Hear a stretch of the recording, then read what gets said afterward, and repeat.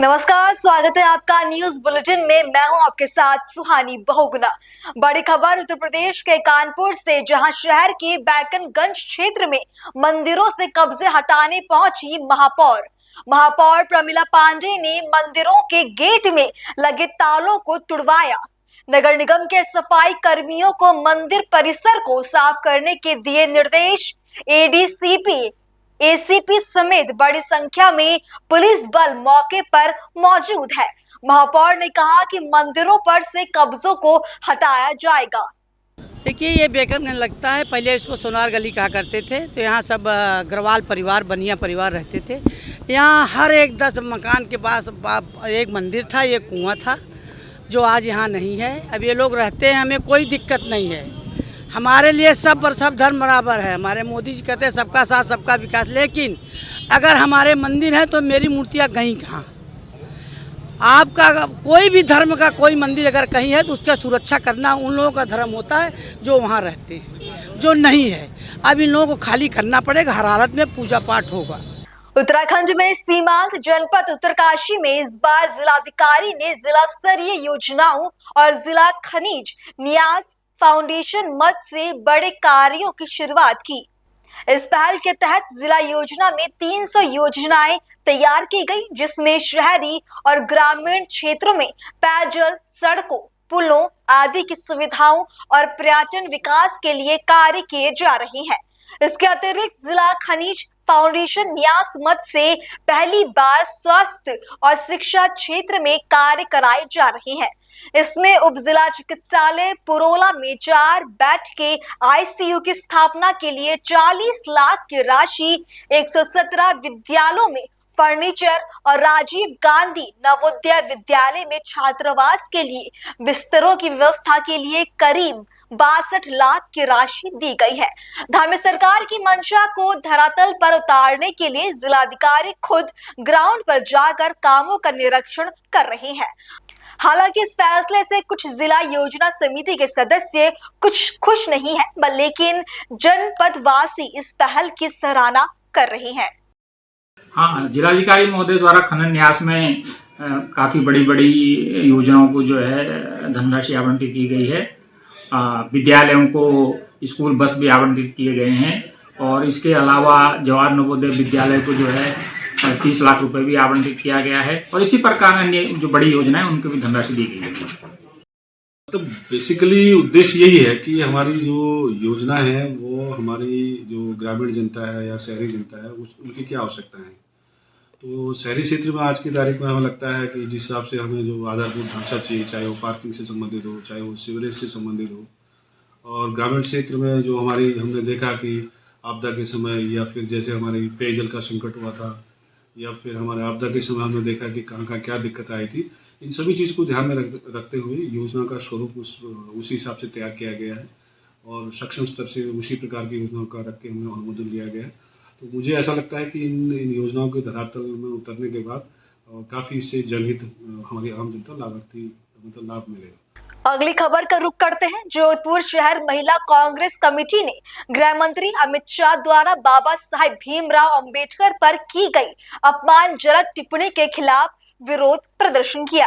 राजीव गांधी चौक पर आयोजित इस प्रदर्शन में पूर्व विधायक मनीषा पंवार ने नेतृत्व किया और अमित शाह का पुतला दहन किया। पूर्व विधायक पंवार ने शाह से गृह मंत्री पद से इस्तीफा देने की मांग करते हुए कहा कि बाबा साहेब की गरिमा को ठेस पहुंचाने वाली टिप्पणी असहनीय है। उन्होंने भाजपा पर अंबेडकर के विचारों का राजनीतिक लाभ लेने का आरोप लगाया। विरोध प्रदर्शन में राजेंद्र सिंह सोलंकी, नरेश चंद्र जोशी समेत कई कांग्रेसी नेता शामिल रहे। जो अभी सरकार के अंदर सम्मानित कहे जाने वाले अमित शाह, जिन्होंने जो राष्ट्र निर्माता थे, हमारे अच्छे जो संविधान बनाया उसके बारे में करी, उसके विरोध में हम महिला कांग्रेस ग्रामीण शहर इकट्ठी होकर मनीषा पंवार के साथ हम आज धरना प्रदर्शन किया है और विरोध प्रकट करने के लिए हमने अमित शाह पुतला जलाकर हमने निंदनीय बहुत विरोध करा। हमारी भावना है कि ऐसे मंत्री जो अम्बेडकर को गलत शब्द कहते हैं उनको बर्खास्त करने के लिए महिलाएं वापस 50 करीब महिलाएं थी, शहर की और ग्रामीण दोनों की मिला के महिला कांग्रेस में बहुत ज्यादा आक्रोश है। ग्रामीण में भी आज हुआ था, तहसील जौहर में भी हुआ था, वहाँ भी महिलाएं पहुंची थी। हर ब्लॉक में धरना दिया जा रहा है, इसलिए जहाँ बैठे वहीं धरना दे रहे हैं। इसलिए आप संख्या का हर ग्रामीण, हर ब्लॉक में, हर तहसील में आज धरना दिया जा रहा है अमित शाह के विरोध में, जिन्होंने बाबा साहेब का अपमान किया था। ऐसे अपमानकारी और अत्याचारी लोगों को अधिकार नहीं है ये गृह मंत्री रहने का। इसलिए हम मोदी सरकार से मांग करते हैं कि ऐसे मतलब बर्बरापूर जो इंसान दादागिरी कर रहा है उसको बर्खास्त कीजिए। तो माफी मांगना और उसका माफी मांगेंगे तभी हमने देहात महिला कांग्रेस में ये संविधान विख्यात है और इस देश को सांप्रदायिक ताकतों से बचाने के लिए, इस लोकतंत्र को जिंदा रखने के लिए भारत का संविधान बहुत जरूरी है। और उसी तरह अमित शाह इस संविधान को खत्म करना चाहते हैं, मोदी और अमित शाह, और अपने संविधान को लागू करना चाहते हैं। ये कांग्रेस पार्टी कभी भी नहीं होने देगी। महिला कांग्रेस खूब जोर से इस अमित शाह की टिप्पणी का विरोध करती है और मांग करती है कि अमित शाह या तो अपने पद से इस्तीफा दे या भारत की जनता से माफी मांगे कि इन्होंने गलत टिप्पणी की बाबा साहब अम्बेडकर के खिलाफ। आने वाले समय में हम सड़कों पर तो उतरेंगे ही उतरेंगे, चाहे हमें जयपुर जाना पड़े अमित शाह और मोदी के खिलाफ, इस सरकार के खिलाफ, चाहे हमें दिल्ली जाना पड़े। हम कंधे से कंधा मिलाकर आम कार्यकर्ताओं के साथ और बाबा साहब अम्बेडकर के अन्याय जो उन्होंने अपमान किया उनका, उनके विरोध में हम दिल्ली तक भी जाना पड़े तो महिला कांग्रेस जाएगी। आज सब लोग महिला कांग्रेस मिलकर इसीलिए इस अमित शाह के पुतले का दहन किया है। खबर उत्तर प्रदेश के हापुड़ से है, जहां निषाद पार्टी के राष्ट्रीय अध्यक्ष वर्तमान सरकार में कैबिनेट मंत्री doctor Sanjay Nishad national highway पहुंचे, जहां निषाद पार्टी के जिलाध्यक्ष डीपी निषाद के नेतृत्व में संजय निषाद का सैकड़ों कार्यकर्ताओं ने फूल माला पहनाकर जोरदार स्वागत किया। इस दौरान डॉक्टर संजय निषाद ने कहा कि पार्टी को मजबूत करो, संगठन में ही ताकत होती है, ज्यादा से ज्यादा सदस्य बनाओ और आगामी समय में पार्टी मजबूती के साथ चुनाव लड़ेगी। नमस्कार, आदाब। अब वक्त हो चला है खबरों का। आपको बता दें, निषाद पार्टी के मुखिया डॉक्टर संजय निषाद, जो कि वर्तमान सरकार में कैबिनेट मंत्री, जो कि दिल्ली से मुरादाबाद जाते समय नेशनल हाईवे अल्लाह बकसपुर के समीप रुके। यहाँ पर पहले से ही सैकड़ों कार्यकर्ता मौजूद थे, जो कि डीपी निषाद जिलाध्यक्ष के नेतृत्व में फूल माला पहनाकर जोरदार स्वागत भी किया। इस वक्त की बड़ी अपडेट उत्तर प्रदेश के आगरा से, जहां सपा ने गृह मंत्री अमित शाह के खिलाफ विरोध प्रदर्शन किया। बाबा साहेब भीमराव अंबेडकर पर टिप्पणी के विरोध में सपा का प्रदर्शन है। सपा के जिलाध्यक्ष ने अमित शाह से माफी की मांग की। मंदिर मस्जिद राजनीति पर सपा नेताओं की नारेबाजी। फतेहगढ़ कलेक्ट्रेट में सपा का प्रदर्शन। समाजवादी पार्टी कार्यकर्ता कलेक्टेड आए हैं, क्या कुछ मामला है?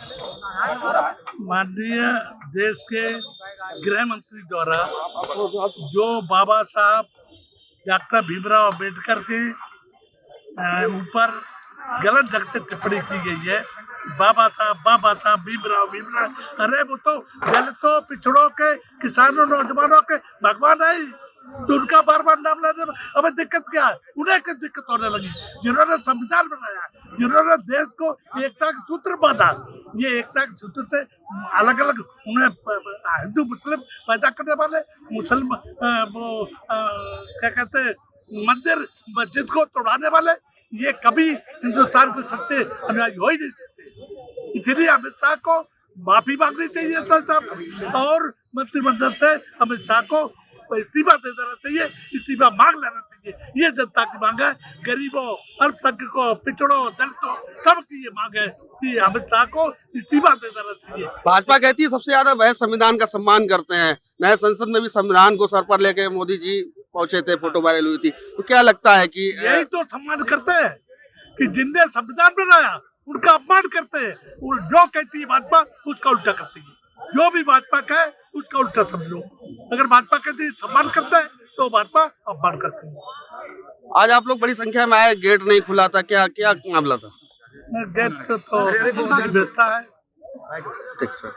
ना बोलो ऐसा अगली खबर का रुख करते हैं। उत्तर प्रदेश के आगरा में खेत की रखवाली करने गए वृद्ध किसान की गोली मारकर हत्या। खेत में फसल की रखवाली कर रहा था किसान, अज्ञात हमलावरों ने वृद्ध किसान को गोली मारकर उतारा मौत के घाट। किसान के घर न पहुंचने पर परिजन खेत में पहुंची, जिसके बाद वृद्ध किसान को मृत अवस्था में पाया गया। परिजनों ने पुलिस को सूचना दी। मौके पर पहुंची थाना पुलिस थाना नवाबगंज क्षेत्र के चंदनी गांव की ये घटना है। क्या नाम है आपका? फिरोज खान। पिता का नाम? उत्तम खान। कहाँ के रहने वाले? चंदनी। अच्छा, जो आज घटना हुई क्या है मामला पूरा? मामला आलू रखाए रहे थे, गोली मार दे, गोली टाप दे। पुलिस को सूचना दी गई? दी तो दी। आपको क्या लग रहा? आपको क्या लग रहा? क्या बता, मैं रात में पता नहीं कितने मारू, कितने घर मारू। रात 8 बजे गए थे आलू रखाऊं। झारखंड के हजारीबाग में एनटीपीसी और जिला प्रशासन की ओर से ट्रैफिक नियम उल्लंघन करने वालों को हेलमेट वितरित किए गए। ये अभियान हजारीबाग के डिस्ट्रिक्ट मोड में एसपी अरविंद कुमार सिंह की अगुवाई में आयोजित किया गया। बिना हेलमेट वाहन चलाने वालों को निःशुल्क हेलमेट दिया गया। साथ ही नियम पालन करने की सख्त चेतावनी दी गई। एनटीपीसी के पदाधिकारियों ने बताया कि सड़क दुर्घटनाओं में वृद्धि को देखते हुए हेलमेट वितरण अभियान की शुरुआत की गई, जो आगे बड़का गांव और कैरेडारी में भी जारी रहेगा।